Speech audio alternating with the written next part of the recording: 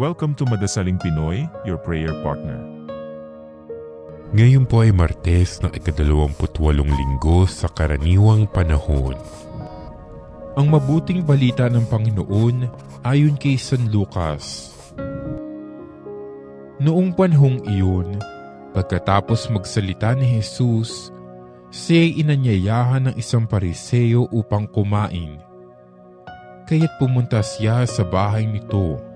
Pagdulog sa hapag, nagtaka ang Pariseo na makita niyang kumain si Jesus nang hindi muna naghugas ng kamay. Sinabi sa kanya ng Panginoon, "Kayong mga Pariseo, hinuhugasan ninyo ang labas ng tasa at ng pinggan, ngunit ang loob ninyo'y punong-puno ng kasakiman at kasamaan. Mga hangal, hindi ba't ang may likha ng labas ang siya ring may likha ng loob? Ngunit ipamahagi muna ninyo sa mga dukha ang mga laman ng mga sisidlan at magiging malinis ang lahat ng bagay para sa inyo."